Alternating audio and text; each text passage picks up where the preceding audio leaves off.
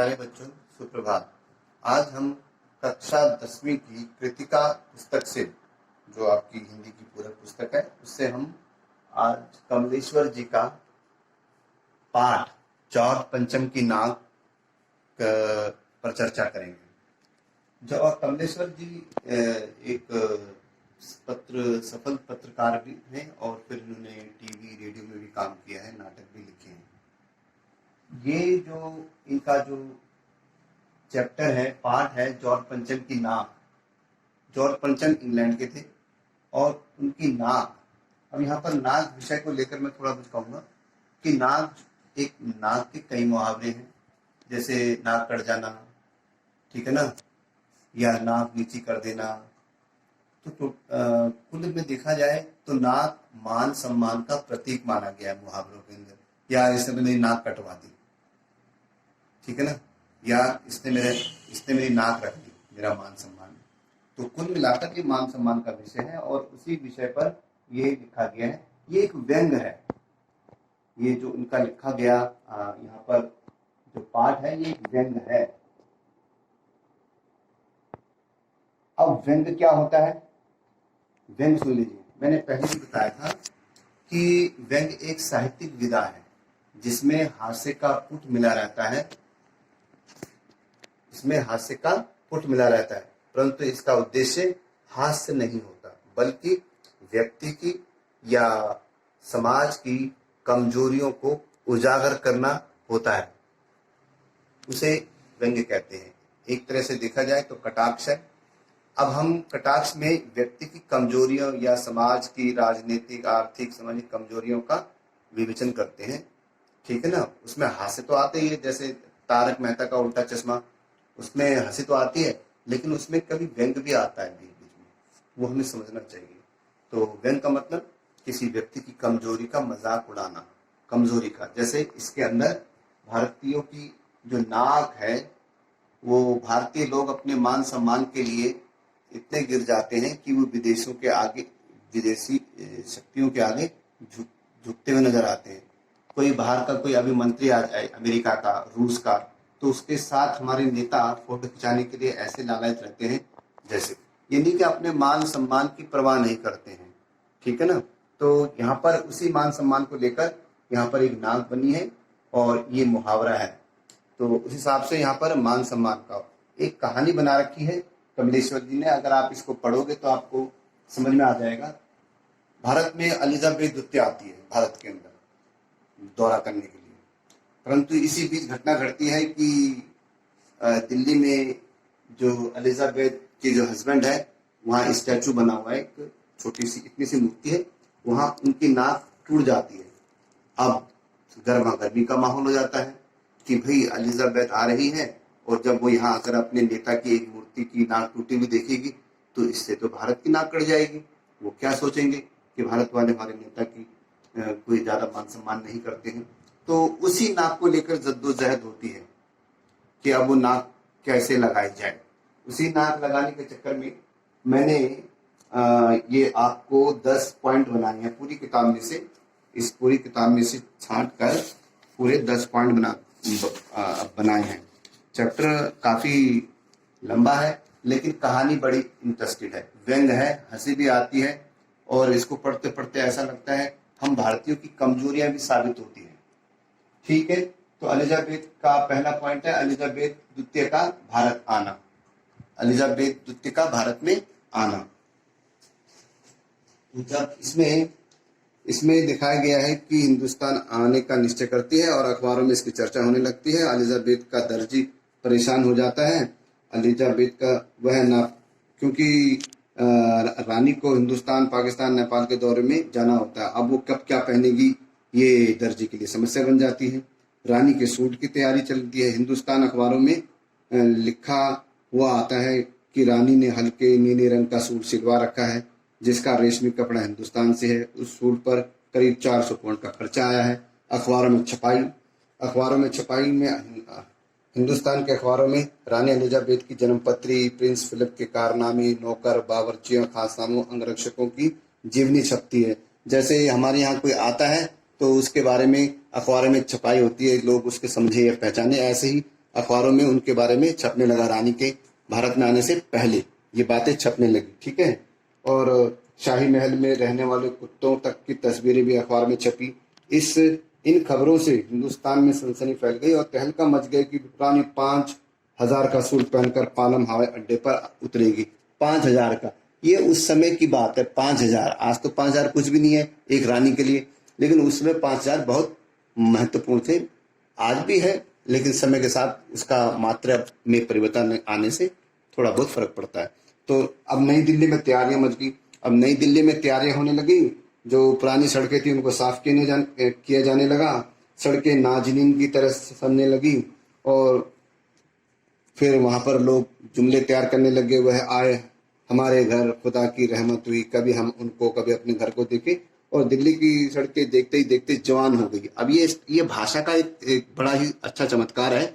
सड़कें देखते ही देखते क्या हो गई, जवान हो गई, नाजनीनों की तरह, युवतियों की तरह, सुंदरियों की तरह वो सुंदर लगने लगे। अर्थात ये दिखाया गया है, हमारी कमजोरी है।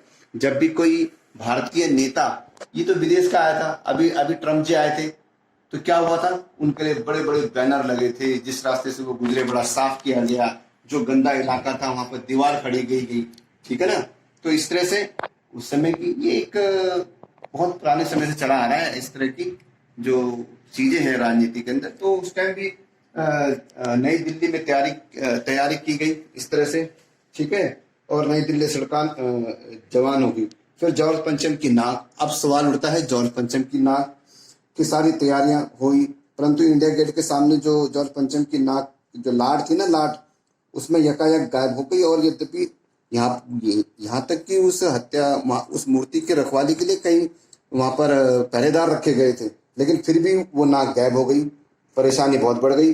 देश की भलाई चाहने वालों की मीटिंग होने लगी। मसला पेश किया गया, क्या किया जाए। सभी इसी बात से सहमत थे कि जॉर्ज पंचम की नाक जरूर लगानी चाहिए, अगर नहीं लगाएंगे तो हमारे देश की नाक कट जाएगी। तब एक प्रस्ताव पास किया गया हुक्मनामों के द्वारा, और ऐसा तय किया गया कि फौरन दिल्ली में एक इनकी नाक लगाने के लिए मीटिंग बिठाई जाए। मूर्तिकार को बुलाया जाता है। मूर्तिकार के प्रयास देखिए जरा यहाँ पर। अब मूर्तिकार के जो प्रयास है बच्चों, उसके मूर्तिकार ने 3-4 प्रकार के प्रयास करे, मैं आपको बता रहा हूँ। मूर्तिकार को बुलाया गया और फिर मूर्तिकार यूं तो वो कलाकार था, लेकिन फिर भी वह लाचार था। क्यों? उसने जॉर्ज पंचम की नाक लगाने को कहा। मूर्तिकार ने पूछा कि यह लाट कब और कहाँ बनी थी। वो इसलिए पूछा ताकि उस जैसा पत्थर वहां लगा दे। इस लाट के लिए पत्थर कहाँ से लाया गया?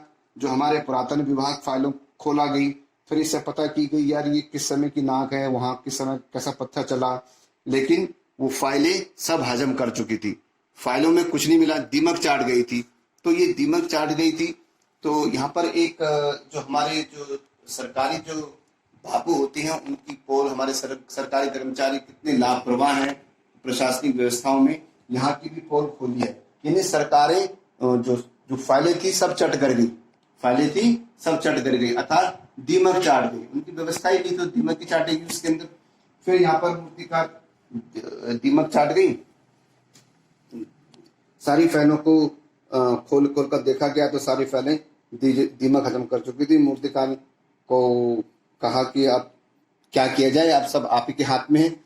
तो मूर्तिकार ने जो प्रयास किए, नई खोज, अब नाक की खोज फिर की। मूर्तिकार हर जगह गया, वो पहाड़ में गया, ठीक है ना, हिंदुस्तान के हर पहाड़ में गया और पत्थर को खोदने लगा। उसने हिंदुस्तान के चप्पा खोद डाला, हर प्रकार का पत्थर उसने देखा, पर उसको वो पत्थर नहीं मिला जो मूर्ति में लगा हुआ था, ठीक है। मूर्ति ने फिर लेकिन उसने हिम्मत नहीं हारी। सभापति जी की सहमति से वह दूसरी मूर्तियों को देखने गया, जो हमारे नेताओं की मूर्ति थी, जैसे गोखले, तिलक, शिवाजी, उनके पास गया। तो यहाँ पर जब मूर्तिकार सभापति जी के कहने पर हमारे नेताओं की मूर्ति पर गया, ये ध्यान रखना, मूर्तिकार हमारे देशभक्तों जैसे शिवाजी, गोखले वगैरह, तो उनकी नाक भी इस जॉर्ज पंचम की नाक से बड़ी निकली। किताब में लिखा हुआ है। अब ये प्रतीक आप ना कहते, बच्चे इस पर ध्यान देना। यानी कि इसका अर्थ ये है कि भारतीयों का मान सम्मान किसी विदेशी नेता से कम नहीं है। देखा ना नाक का, नाक माने प्रतीक बन गए यहाँ पर, यानी जॉर्ज पंचम की नाक छोटी निकली और हमारे नेताओं की नाक बड़ी निकली। इसमें भी एक समझने का ढंग ये है कि हमारे भारतीय नेताओं का मान सम्मान किसी विदेशी नेता के से कम नहीं है, उनकी नाक भी बड़ी निकली। फिर क्या हुआ, फिर वहां भी गया तो सबकी नाकें बड़ी निकली। फिर मीटिंग बुलाई गई, फिर उनको कहा गया कि ऐसा है कि बिहार के अंदर एक म्यूजियम है और वहां पर 1942 में जो बच्चों की जो मूर्तियां हैं वहां पर जाइए, वहां पर उनको देखिए। तो वहां गए तो वहां अब देखिए वहां भी हमारे बच्चों की नाक, सेक्रेटरिएट में बच्चों की जो बुत बने हुए थे उनकी नाक भी पंचम की नाक से बड़ी निकली। अर्थात हमारे देश के बच्चे का मान सम्मान भी जॉर्ज पंचम के मान सम्मान से कहीं बड़ा है। ये दिखाया गया है एक नाक के माध्यम से, ठीक है ना। ये प्रतीकात्मक है, सिंबलाइज है, इसको मैं बता रहा हूँ, ठीक है, समझ लीजिए, यही इसमें पॉइंट समझने वाला है। फिर वो भी नाक बड़ी निकली, अब क्या किया जाए। इसके बाद फिर सभापति जी बुलाए गए, भाई अब क्या किया जाए।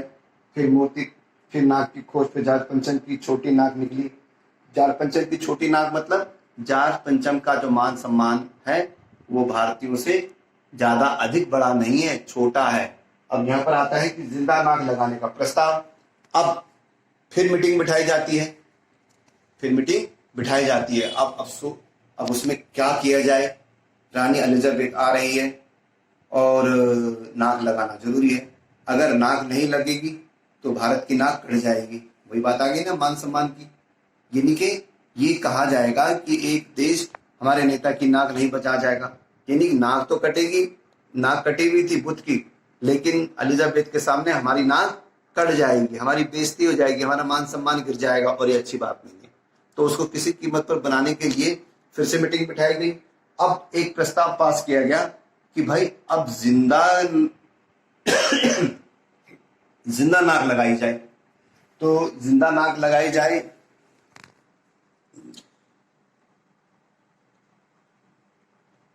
फिर मूर्तिकार ने नाक का एकदम पता किया तो 40, तो उसने कहा कि 40 करोड़ में से एक, जो उस समय देश की आबादी थी 40 करोड़ थी, 40 करोड़ में से एक जिंदा नाक यहाँ लगाई जाए जो जॉर्ज पंचम की नाक से लगे। ध्यान रखना, नाक एक चाहिए, जॉर्ज पंचम की नाक, अगर वह नहीं होगी तो हमारी नाक कट जाएगी, अर्थात हमारा मान सम्मान विदेशियों के सामने कम पड़ जाएगा, हमारी बेइज्जती हो जाएगी। तो इसके लिए उन्होंने क्या किया, अपनी 30 करोड़ जो 40 करोड़ की आबादी जो आपकी किताब में लिखी गई है उसमें से एक जिंदा नाक लगा दी गई उस बुत में, उस स्टैचू में। और फिर वहां जहां पर वो बुत है उसमें एक तालाब है, उस तालाब को साफ किया गया, उसकी कीचड़ को साफ किया गया, उसमें ताजा पानी भरा गया ताकि उसका जो प्रभाव है नाक सही तरह से बनी रहे, ठीक है ना भाई। तालाब नीचे है और उसमें साफ पानी होगा तो अगर पानी सड़ गया तो वो असली नाक को भी खराब कर देगा। तो इसलिए वहां तालाब को खाली करके, कीचड़ साफ करके और उसमें काई भी निकाल कर फिर ताजा पानी भरा गया ताकि नाक पर उसका अच्छा प्रभाव पड़े धूप पड़ने पर।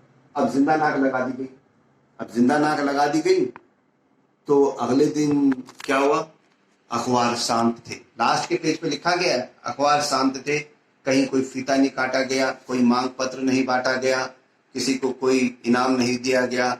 भाई इस तरह से ये जो बातें बताई गई हैं, भाई नाक तो एक चाहिए थी, ठीक है ना, लास्ट की लाइन लिखी है नाक तो एक चाहिए थी। अर्थात इसमें ये दिखाया गया है कि हम भारतीय लोग विदेश मतलब किसी दूसरे नेता की या विदेशों की आवाभगत के लिए इतने तैयार रहते हैं, इतने झुक जाते हैं कि अपने मान सम्मान की परवाह नहीं करते। भाई दूसरे का मान सम्मान करना जरूरी है, लेकिन अपना मान सम्मान घटाकर उनकी नजरों में वो बनना ये अच्छी बात नहीं है।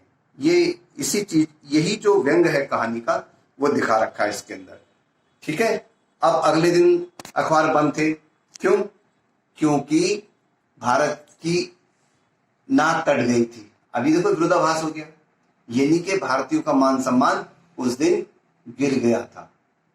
भाई नाक, जिंदा नाक काटाना और मूर्ति पे लगाना, तो इससे क्या मतलब है? अब तक तो हम ये कह रहे थे कि किसी मूर्ति की नाक सेट नहीं बैठी, भारतीय स्वतंत्रता सेनानी की नाक ठीक नहीं बैठी, जिंदा बच्चों की नाक ठीक, मतलब जो सेक्रेटरिएट में बिहार में जो नाक थी वो सही नहीं बैठी।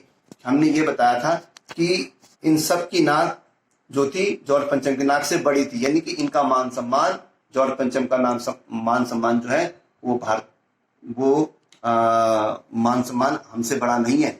ये नाक छोटी होने का मतलब ये था, लेकिन हमने एक जिंदा नाक लगाकर ये साबित कर दिया कि हमारा मान सम्मान घट गया, हम अपमानित हुए, क्योंकि एक जिंदा नाक काट कर उस विदेशी ताकत को, जब भारत जिसके साथ 200 साल तक गुलाम रहा, अपना मान सम्मान गिराकर दूसरे का मान सम्मान गिराना, ऐसे का जिसने हमें गुलाम बना के रखा, ये बात सही नहीं थी।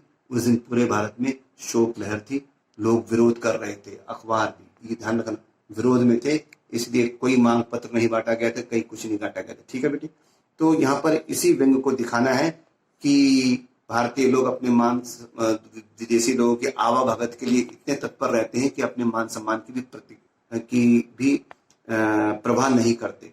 तो आज हमने इसी व्यंग को आपके सामने किया है। आप किताब पढ़ोगे तो यही पॉइंट आपको समझ में आ जाएगा, और इसमें सरकारी तंत्र की जो पोल पट्टी खोल रखी है, किस तरह से वो काम करते हैं और किस तरह से वो हरामखोरी करते हैं प्रशासन के अंदर, वो सब तरतीब से लिखाया गया है। दूसरे पत्रकारिता को लेकर भी इसमें कई बातें उठाई गई हैं कि पत्रकार लोग जो है वो सही पत्रकारिता नहीं करते हैं। आज की डेट में भी सही पत्रकारिता नहीं हो रही है। यानी सही पत्रकारिता का मतलब क्या है कि सरकारी जो खबरें, जो सच्ची खबरें हैं वो बाहर नहीं आती हैं, और वही खबरें आती हैं जिससे कि सरकार तंत्र खुश हो। तो ये पत्रकारिता, क्योंकि ये पत्रकार थे एक प्रसिद्ध, तो उसमें पत्रकारिता को लेकर भी कई बातें पोल पट्टी खोल रखी है। आज के संदर्भ में भी ये बात सच नजर आती है। तो ये पूरी तरह से एक अच्छा चैप्टर है, अच्छा पाठ है। आशा करता हूं कि इसको आज की परिस्थितियों में भी आप समझेंगे। ठीक है ना? तो धन्यवाद।